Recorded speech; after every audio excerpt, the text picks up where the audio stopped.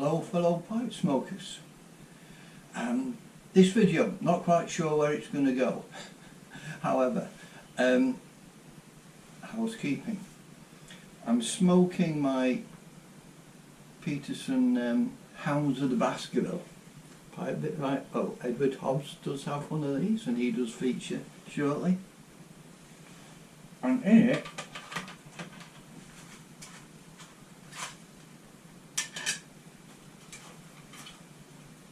Samuel Gawith BALKAN, which is Virginia's, Choice Virginia's, and that's a Kia.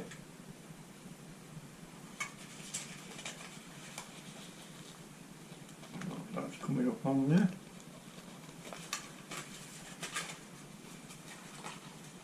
Just about right, Goldilocks says, for the smoke. This was a blend introduced me about 5 years ago, not personally by talking to Tommy, but on one of his videos. Tommy and I have met several times since, a gentleman and a scholar, and he, without exception, if you look back in his library of tobacco reviews, and I can only tell if I like a tobacco, they're well worth going back and checking over. So yeah, I mentioned Edward Hobbs. In the last few months I've been going back and trying the odd different tobacco, one of which was the Kendall Exmoor mixture, which I saw Edward Hobbs review. And I thought, well, that sounds interesting. Although this is Gareth Hogarth, it's based on the, so I remember it, the Ogden's Exmoor Hunt tobacco, which is, according to this, a mixture of blend of Choice Virginia's, Cavendish and a small amount of Latakia.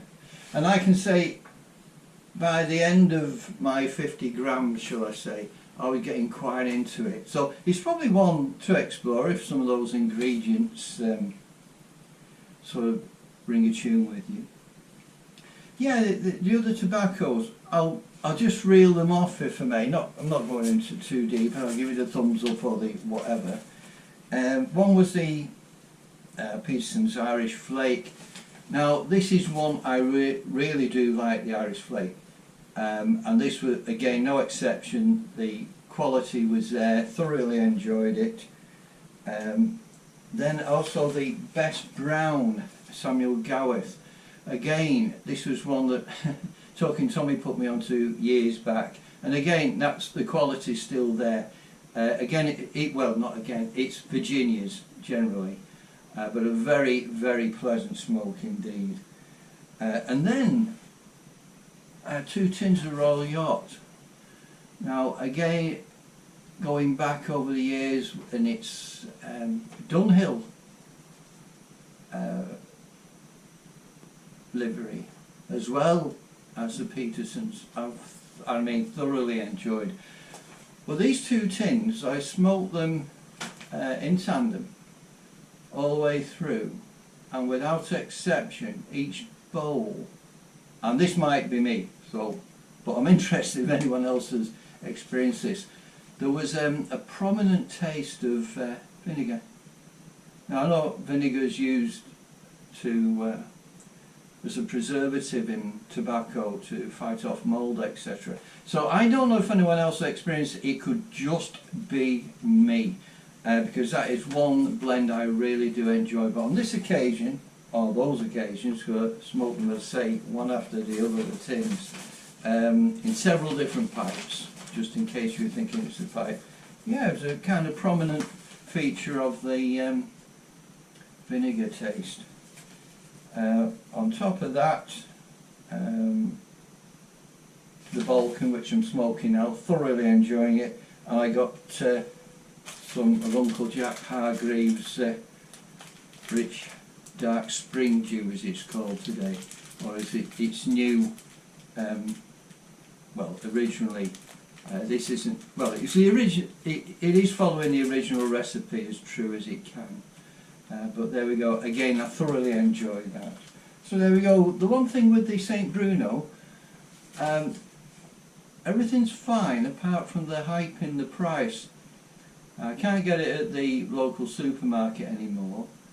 Generally the price is the same wherever you go, but it's gone up by nearly 25%.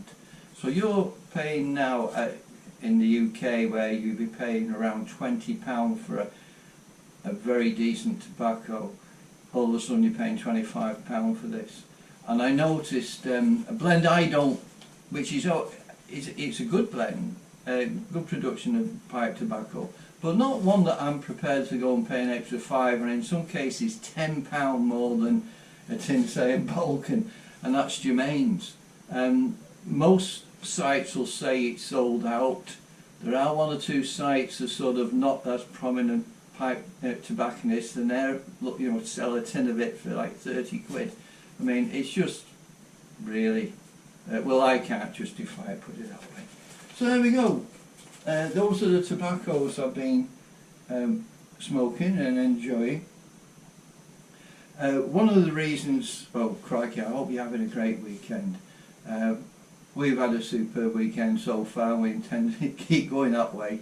One of the things we've been doing down at our local pub here, the Ferry Tavern, you've probably seen it if you've seen any of my other videos. They've had a beer festival where I think it's about, not about, 20 different beers on over the 2 days, you know, from different breweries. Mainly real ale, or they call it cask ales, as against kegs. It's just that the fermentation or second fermentation of the beer tends to happen in the barrel.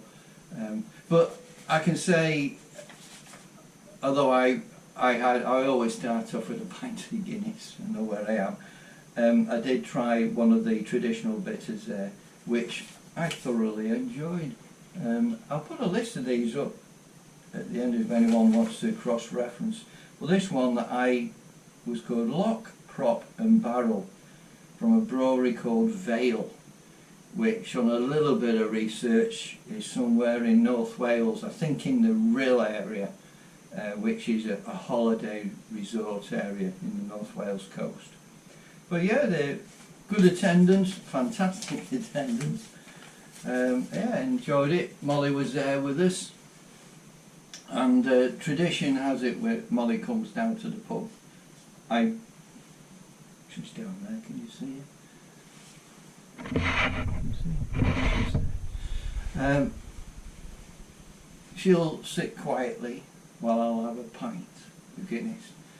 Towards the end of that pint of Guinness, she sat up looking at me, because at that stage I take her out for a few retrieves on the private area at the back of the pub, where the landlord keeps his caravan, etc. But I've got permission, I can do a few retrieves there with her. So that's done. We come back, drink of water for said dog, and before we go to the pub we've already been on a walk, so it's not, you know, she's reasonably tied up, and I'll have a steak pie, and I share that with Molly. So she enjoys it. I'll have another pint. We're generally ready for the home. So yeah, the beer festival went off exceptionally well. Do you excuse me a second? I'll put up a couple of photos, and I'll come back to you.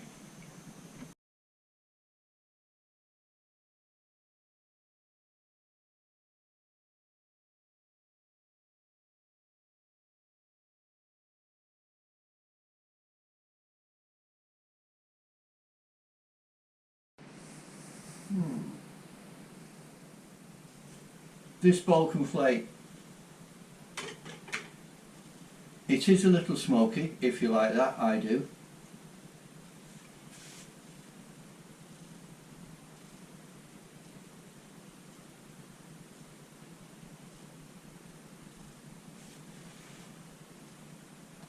The taste is consistent.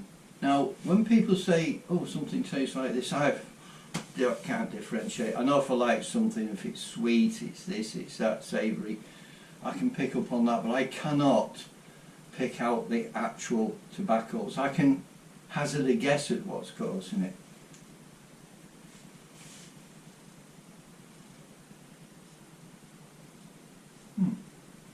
think Molly's snoring. But what I would say this is akin to, if ever you had roast beef and you're carving it and it's been, shall we say, well done in a good way, you know, well roasted, and the outside is dark meat or even black, shall we say, and that sensation on the tongue is something similar, or this is something similar, and probably just as satisfying. Therefore you understand I like my roast beef well done. YouTube, fantastic. So many good things about YouTube amongst all the other stuff that's out there. And one that I came, my channel's a little bit about pipe smoking, gun dog training, fly fishing, history, whatever. And still, on good days, I like to tie a fly. And I was just looking through YouTube and Googling certain flies, a clean camera in particular. And I came across an old acquaintance of mine, Gareth Lewis. He is Welsh. He's 30 odd years younger than me. But we used to meet up when we went to the days with the coaching, where we used to get together, and there'd be tests there, you know, and qualifications would be going on. But at the same time, there'd be development skills in whether it's watercraft entomology, casting, knots, you name it. And that's where we used to meet up. And he was a perfect gentleman, a superb coach. Although he is retired now from the rivers and guiding side, but he still enjoys tying flies. And he's got a YouTube channel which I'll put a link to. I know there's plenty out there, but I love his style. He'll tell you about the fly, tell you about its history, he'll tell you the best places and when to fish them. And the way he puts his videos together is so easy as a newcomer or experienced fly tyer to follow. And the reason I mention it right now is his latest video, and I will put a link to it. It's how he sets up, you know, from his chair to his desk to his vise to materials. And I think anyone coming into this hobby of fly dressing, I think it's a great foundation. And he will respond if you said, oh, what's a pinch and loop method exactly? He will demonstrate it in a future video if he hasn't already done it. So it's any of you out there, and I know there's a few keen on who fly fish and tie their own flies, Tony, Mark, Alex, to name a few, please look him up. Other than smoking those tobaccos, crikey, I'm not one for television really. However, he says, there's a program, American program series called Elementary. Just bear with me.